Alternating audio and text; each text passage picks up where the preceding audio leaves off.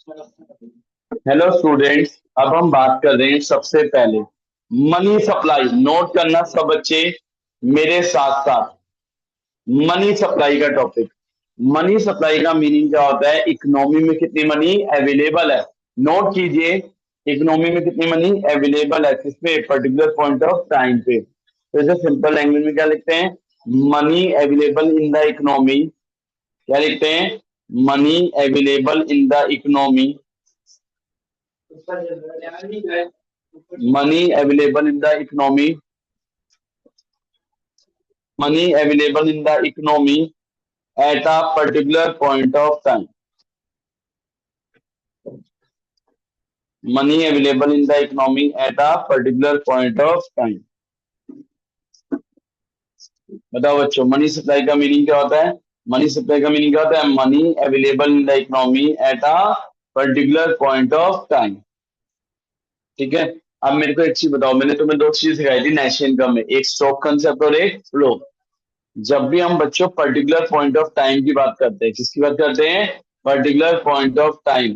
तो बताओ, ये स्ट्रोक कंसेप्ट होता है, फ्लो होता है? कौन सा कंसेप्ट होता है? स्ट्रोक। याद रखना, ये एक मार्क का बहुत बड़ा क्वेश्चन आता है। मनी सप्लाई कौन सा कंसेप्ट होता है? स्ट्रोक होता है, फ्लो होता है? स्ट्रोक।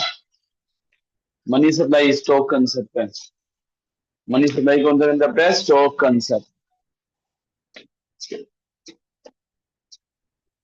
मनी सप्लाई कौन सा कंसेप्ट है? Stroke concept. यहाँ तक कोई दिक्कत तो नहीं है? ये तो मैंने सिंपल लैंग्वेज का मीनिंग लिखवा दिया। मनी सप्लाई का मतलब क्या होता है? इकोनॉमी में कितनी मनी अवेलेबल है पर्टिकुलर पॉइंट ऑफ टाइम पे। अब इसे प्रॉपर इंग्लिश में कैसे लिखते हैं वो लिखो मेरे साथ साथ। देखो, money supply refers to the money supply refers to the total quantity of money.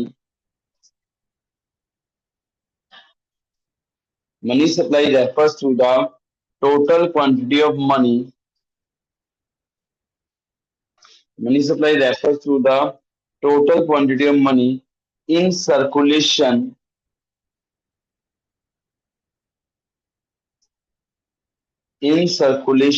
in the economy, at a given point of time. At a given point of time. समझ आ गया? तो प्रॉपर इसे इंग्लिश में कैसे लिखेंगे? Clear है? क्या meaning है मनी सप्लाई का? Money supply refers to the total quantity of money in circulation. जो भी टोटल क्वांटिटी मनी जो इकोनॉमी में क्या हो रही है? सर्कुलेट हो रही है गिवन पॉइंट ऑफ टाइम पे, तो उसे हम क्या बोलते हैं बच्चों? मनी सप्लाई बोलते हैं। क्या बोलते हैं उसे? Money supply. यहाँ तक कोई दिक्कत तो नहीं है? मनी सप्लाई वर्ड समझ आ गया? आगे लिखना बच्चों। 10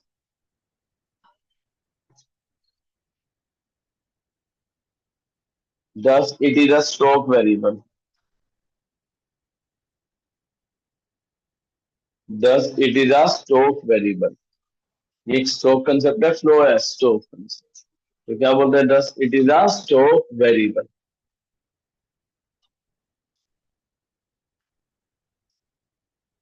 यहाँ तक क्लियर है आप सबको? मनी सप्लाई का मीनिंग आ गया सबको? क्या मीनिंग होता है मनी सप्लाई का? टोटल क्वांटिटी ऑफ मनी जो इकोनॉमी में क्या हो रही है? सर्कुलेट। क्या हो रही है इकोनॉमी में? Circulate given point of time पे, उसे क्या बोलते हैं बच्चों? Money supply. अब टू मेजर्स होते हैं मनी सप्लाई के। कौन कौन से दो मेजर होते हैं सुनो? The basic measure of money supply. The basic measure of money supply M1। The basic measure of money supply M1 has two component.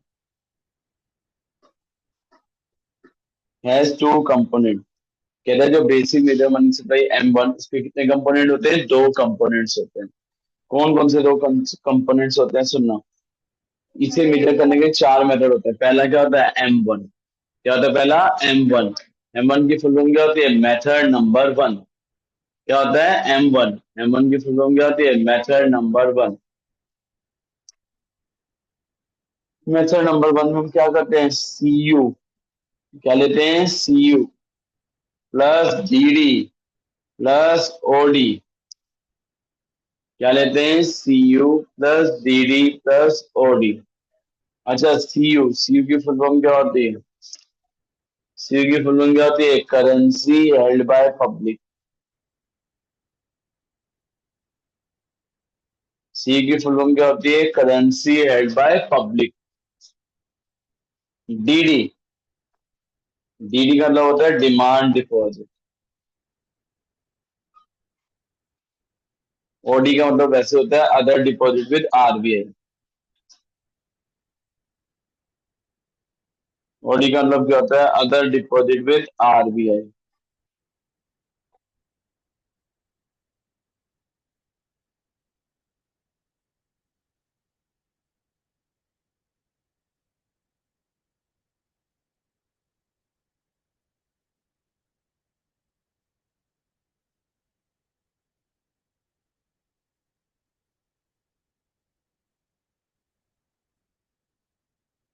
देखो M1 क्या होता है, मेथड नंबर 1 कैसे निकालते हैं, C U plus D D plus OD. C की full form क्या होती है, करेंसी हेल्ड बाय पब्लिक। क्या होता है सी का मतलब, currency held by public. DD का मतलब क्या होता है, डिमांड डिपॉजिट। ओडी का मतलब अदर डिपॉजिट विद आरबीआई। दिक्कत तो नहीं, हाँ नहीं, क्लियर है ना।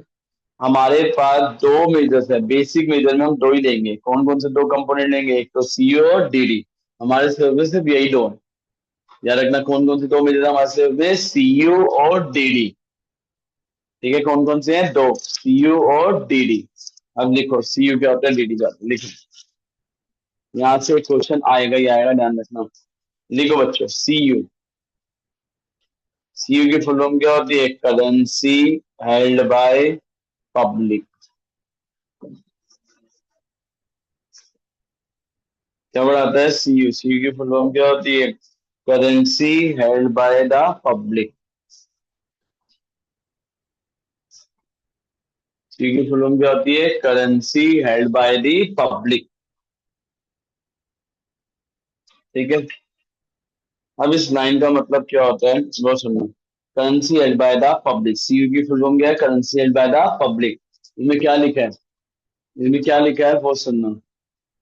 इसमें ये लिखा है, जो भी करेंसी इंडिया में कौन इशू करता है, आरबीआई। इसका मतलब currency held by public, C की full form currency held by public. इसे लिखते कैसे हैं सुनना, means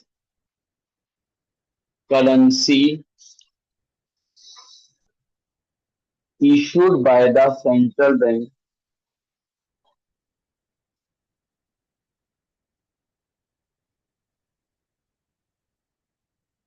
currency issued by the central bank यानी RBI,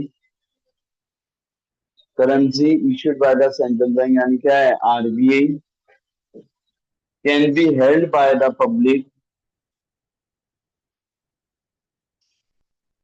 can be held by the public. जो भी करेंसी इंडिया में कौन इशू करता है, आरबीआई, सेंट्रल बैंक, वो अपने पास कौन रखती है, पब्लिक। अपने पास कौन रखती है, पब्लिक। और कौन रखती है अपने पास, बाय द कमर्शियल बैंक। अपने पास कौन रखती है, पब्लिक, और कौन रखती है, commercial bank. And is called, इसलिए हम इसे क्या बोलते हैं, हाई पावर्ड मनी। क्या बोलते हैं इसे, हाई पावर्ड मनी। क्या बोलते हैं इसको, हाई पावर्ड मनी बोल।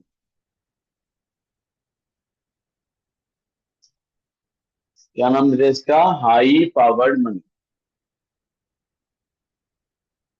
ठीक है, हाई पावर्ड मनी। ठीक है, देखो जितने भी नोट है कौन इशू करता है, आरबीआई, सेंट्रल बैंक। वो अपने पास कौन रखता है, पब्लिक रखती है, या कौन रखता है, कमर्शियल बैंक। ठीक है, इसको हम क्या बोलते हैं, हाई पावर्ड मनी बोलते हैं। और क्या बोलते हैं इसे, रिजर्व। अब जो नए नाम बता रहा हूँ ये बहुत कम बच्चों को बताइए, एनसीईआरटी के नाम है। इसका दूसरा नाम क्या होता है, रिजर्व मनी। क्या बोलते हैं इसे, रिजर्व मनी। या इसका नाम एक और क्या होता है, मॉनिटरी बेस। क्या नाम होता है, मॉनिटरी बेस। अच्छा, इसे मॉनिटरी बेस क्यों बोलते हैं, as it as it acts as a basis of credit creation, as it acts as a basis of credit creation,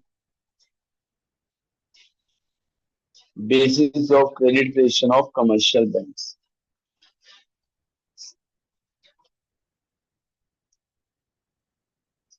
समझ आ गया? इसे हम क्या बोलते हैं? हाई पावर मनी है, क्या बोलते हैं? रिजर्व मनी है, क्या बोलते हैं? Monetary base. क्यों बोलते हैं? क्योंकि ये एक्ट करता है किसके लिए? क्रेडिट क्रिएशन का बेस बन। ये एक्ट करता है किसकी तरह से? क्रेडिट क्रिएशन में क्या बन गए? बेस।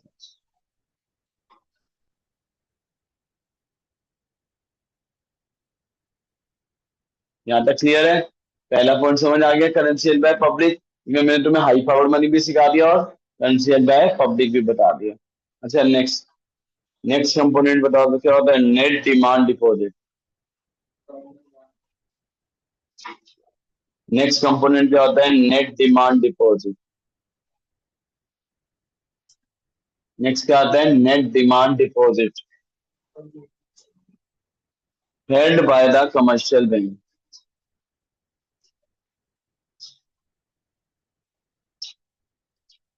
क्या बताता है? Net demand deposit held by the commercial bank. क्या बताता है? Net demand deposit held by the commercial bank. इस लोग क्या बोलते हैं? डीडी से डिनोट करते हैं। किससे डिनोट करते हैं? डीडी। डीडी की फुल फॉर्म क्या होती है? Demand deposit. क्या होती है डीडी की फुल फॉर्म? Demand deposit.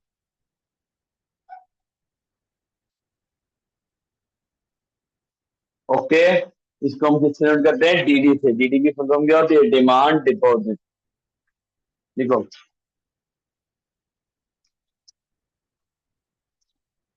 क्या होता है सुनो। Demand deposits are the deposits. अरे हाँ जी।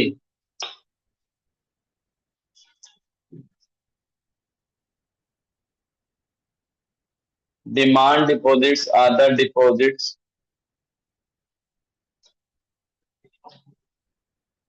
demand deposit are the deposit which can be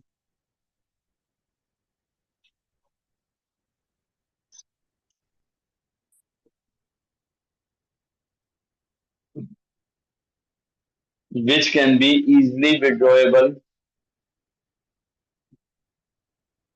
क्या होता है? Demand deposit are the deposit which can be easily withdrawable on demand.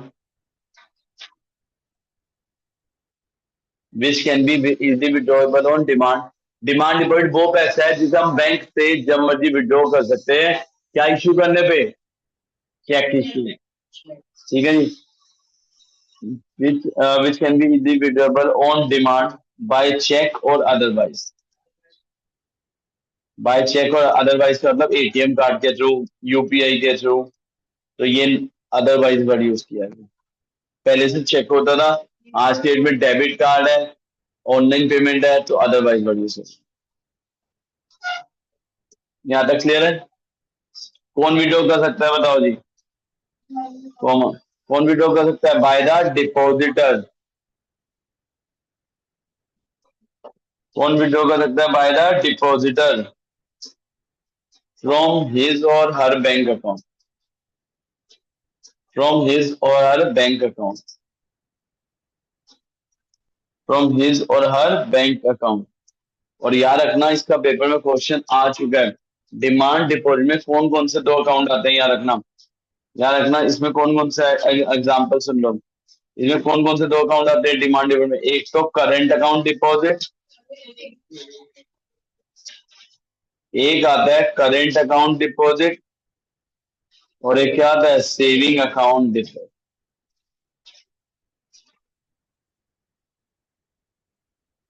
एक कौन सा डिपॉजिट? Current account deposit. और एक क्या होता है? Saving account deposit. एक कौन सा आता है? Current account deposit. और एक क्या होता है? Saving account deposit. हाँ जी, मनी सप्लाई समझ आ रहा है? ओके। अब देखो, यहाँ पे देखो हमने डेफिनेशन के अंदर क्या वर्ड यूज किया है? नेट वर्ड यूज किया है कि कुछ और वर्ड यूज किया है? Net word. बच्चों डेफिनेशन में देखो हमने क्या वर्ड यूज किया है? नेट। क्या वर्ड यूज किया है? नेट।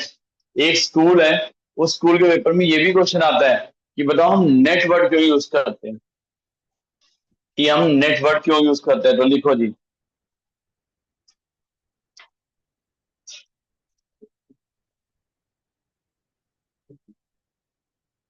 इसके बाद बस ये 2 मिनट का और टॉपिक है, 2-4 मिनट का। इसके बाद बोर्ड के जितने भी क्वेश्चन इस टॉपिक के मनी सप्लाई, क्योंकि मनी सप्लाई ऐसा टॉपिक जो आना ही आना है, हर बार बोर्ड में आना है। तो आपको मैं हर बोर्ड के पेपर में क्वेश्चन दिखाता हूँ कैसे आते हैं। 90% 1 मार्कर ही आते हैं, आएगा जरूर बोर्ड में। देखो द वर्ड नेट, क्या है? The word net. The word net here implies, यहाँ पे क्या वर्ड यूज किया गया? नेट। क्या वर्ड यूज किया गया? नेट। तो नेट वर्ड का मीनिंग क्या होता है वो लिखो। The word net here implies that, the word net here implies that money supply includes, money supply includes only deposits of the, only deposits of the public. Money supply include only deposit of the public held by the banks. Held by the banks. Note interbank deposit, यानी एक bank का जो दूसरे bank में deposit है उसको include नहीं करते। समझ आ गया? इंटर बैंक डिपॉजिट को इंक्लूड नहीं करते, इसलिए यहाँ पे नेट वर्ड यूज किया है। क्या वर्ड यूज किया गया है? नेट। इंटर बैंक का मतलब एक बैंक का पैसा दूसरे बैंक में जो पड़ा होता है उसे क्या बोलते हैं? Inter bank deposit. यहाँ पे हम इंटर बैंक डिपॉजिट को इंक्लूड नहीं करते।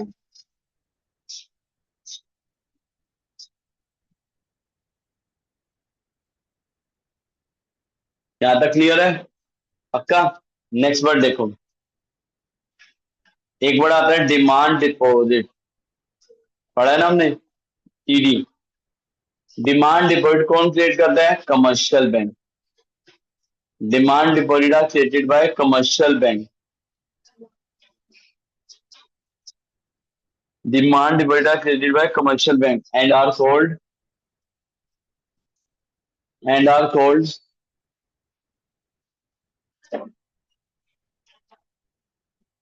called bank money and are called bank money। और इसको हम क्या बोलते हैं? बैंक मनी बोलते हैं। क्या नाम देते हैं इसको? Bank money.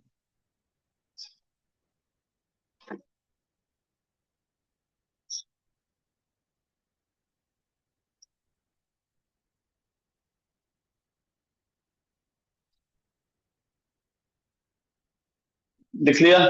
And are called bank money, क्या बोलते हैं इसे? Bank money. कोई दिक्कत? समझ आ गया जी? पक्का मनी सप्लाई का टॉपिक। अच्छा इसमें ना 2 वर्ड यूज हो रहे हैं, वो सिर्फ समझाने के लिए बता दूं। एक वर्ड होता है लीगल टेंडर मनी और एक वर्ड होता है फिएट मनी। देखो 2,000 रुपए का जो नोट है, 2,000 रुपए का जो नोट है वो फिएट मनी। फिएट मनी का मतलब क्या होता है? जिसकी आरबीआई गारंटी लेती है कि अगर आपसे कोई नहीं ले रहा तो आरबीआई कहती है कि मैं आपको उसके बदले उतनी वैल्यू दूंगी, तो वो फिएट मनी है। लेकिन क्या 2,000 का नोट लीगल टेंडर मनी है? नहीं। जब नोटबंदी हुई थी तो मोदी जी ने क्या बोला था? 8 नवंबर 2000, 8 नवंबर रात्रि 12 बजे के बाद 500,000 के नोट लीगल टेंडर मनी नहीं रहेंगे, यानी उनका कोई लीगल स्टेटस नहीं होगा, लीगली कोई बाउंड नहीं होगा उसे लेने के लिए। लेकिन लेकिन क्या वो फिएट मनी थी कि नहीं थी? थी। 500,000 के नोट बैंक में जमा हो रहे थे और बैंक से उतनी वैल्यू का आपको अमाउंट मिल रहा था। तो फिएट मनी होती है जो आरबीआई गारंटी देता है कि मैं आपको इतना अमाउंट दूंगा ही दूंगा, उसे बोलते हैं फिएट। समझ आ गया? अच्छा, आप किसी को सिक्के दे रहे हो, क्या दे रहे हो, क्वाइंस दे रहे हो, कितने तक के? तो लीगल टेंडर मनी में दो होते हैं, एक लिमिटेड, ये सिलेबस में नहीं है, लिमिटेड और अनलिमिटेड बता दूं। एक होता है लिमिटेड लीगल टेंडर मनी और एक क्या होता है, अनलिमिटेड लीगल टेंडर मनी। अच्छा, लिमिटेड लीगल टेंडर मनी क्या होता है, अनलिमिटेड लीगल टेंडर मनी क्या होता है, सुनना। लिमिटेड लीगल टेंडर मनी का मतलब क्या होता है, आप मेरे को फीस दे रहे हो, अगर आप मेरे को फीस दे रहे हो 1,000 रुपए तक सिक्कों में, तो मैं लूंगा, मैं मना नहीं कर सकता। लेकिन आप 1,000 से ऊपर दोगे तो मैं मना कर, तो क्वाइंस जो है वो लिमिटेड लीगल टेंडर मनी है, यानी आप लिमिट अमाउंट तक ले सकते हो। लेकिन आप मेरे को नोट दे रहे हो, मैं नोट लेने से मना कर दो इंडियन रुपी, तो वो मना नहीं कर सकता, वो अनलिमिटेड लीगल टेंडर मनी। ठीक है, नोट्स यहाँ तक क्लियर है? अब मैंने इससे कहा फीस लो अपनी, ये यूएस डॉलर लेके आ गई, यानी $1 85 का चल रहा है, $100 पकड़ो, तो 8,500 आ गए हमारे। अब मैंने कहा मैं डॉलर में नहीं लूंगा, मुझे तो इंडियन रुपी चाहिए। कह रही ऐसे नहीं लोगे, एक्सेप्ट करना पड़ेगा। क्या मैं एक्सेप्ट करूंगा? क्या मैं बाउंड हूँ? तो समझ आ गया। लीगल टेंडर मनी क्या होता है, जो लीगली एक्सेप्टेबल, उस कंट्री में जो एक्सेप्टेबल है, उसे क्या बोलते हैं, लीगल टेंडर मनी। और फिएट मनी जो वहां की गवर्नमेंट एक्सेप्ट करती है। ओके, चलो अब मैं आपको ना बस क्वेश्चन करवा रहा हूँ, टॉपिक पूरा हो गया। अनलिमिटेड लीगल टेंडर मनी का मतलब क्या होता है, नोट जो होते हैं, not unlimited legal tender money, उसमें कोई लिमिटेशन नहीं है, जितने मर्जी आप दोगे बंदे को लेने पड़ेंगे इंडिया में। लेकिन सिक्कों में ये है कि आप कितने तक के ले सकते हो, सिर्फ 1,000, उससे ज्यादा नहीं। यहाँ तक ओके? चलो, अब मैं आपको ना इसके कुछ क्वेश्चन दिखा रहा हूँ जो पेपर में आए हुए हैं, देखो जी, 2024 के पेपर में क्वेश्चन पढ़ो,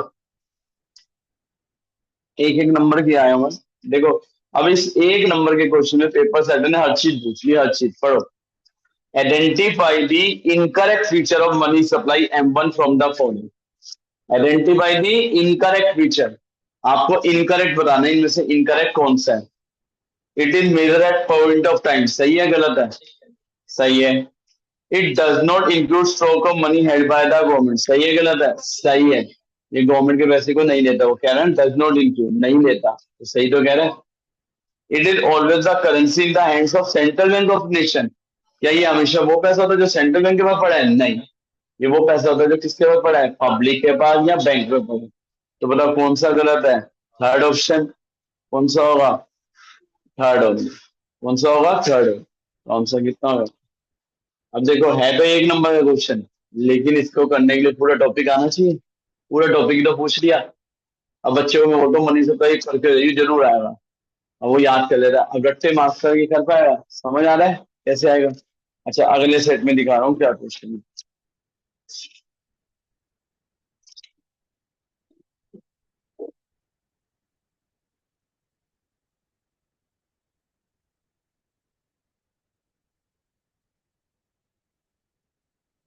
अब अगले में ना देखो, अगले में ना इन्होंने दिया, लेकिन मनी सप्लाई का ना देके मनी से दे दिया। चलो मनी का मीनिंग तो वैसे मैं आपको बता दूंगा अभी। मनी क्या होता है? मनी इज अ कॉमोडिटी, देखो यार बच्चों ऐसे बता देगा, money is a commodity which is generally accepted as a medium of exchange. Money कोई भी ऐसी चीज है जिसे हर कोई एक्सेप्ट करता है मीडियम ऑफ एक्सचेंज की तरह, सही है गलत है? सही है। मनी कौन सी प्रॉब्लम को सॉल्व करता है? Double coincidence of bond. ये मनी टॉपिक में पढ़ोगे तो कितने का आ गया, एक का। ऐसे देखो, अब इन्होंने ना मनी सप्लाई की जगह, अलग जोन का पेपर है, तो वो मनी सप्लाई की जगह क्या बोल दिया, CRR की, बताओ इनकरेक्ट क्या है?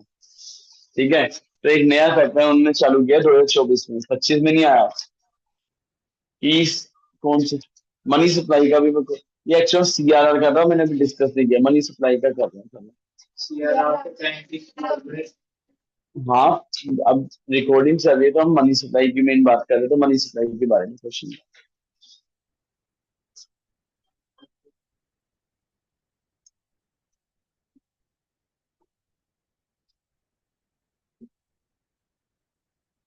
मैं दो,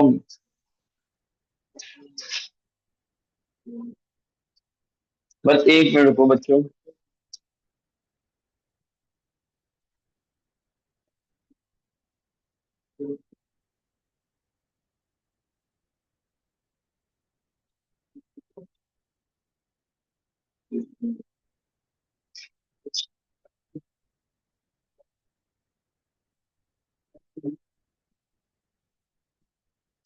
चलो, आप लोगों को ये टॉपिक तो 1 मिनट क्लियर है ना?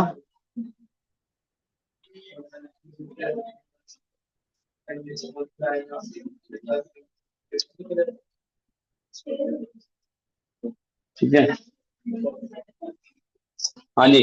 मनी सप्लाई सबको टॉपिक क्लियर है? मनी सप्लाई, मनी का मीनिंग और मनी के, 1 मिनट सुनो, मैं यहीं से छोटा सा 2 मिनट में ब्रीफ कर रहा हूँ, मैं 2 मिनट में, ज्यादा नहीं लूंगा, 2 मिनट में ब्रीफ कर रहा हूँ। एक मैं 2 मिनट में ब्रीफ कर रहा हूँ। अरे दो, चलो फिर नेक्स्ट में करते हैं। ऑनलाइन वाला को क्लियर है पूरा टॉपिक? बताओ, money supply thumbs up line show कर दो, क्लियर है? नोटिंग कर ली ना सबने?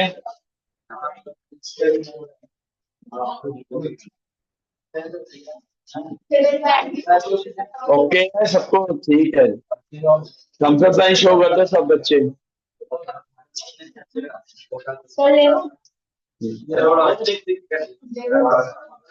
ठीक है।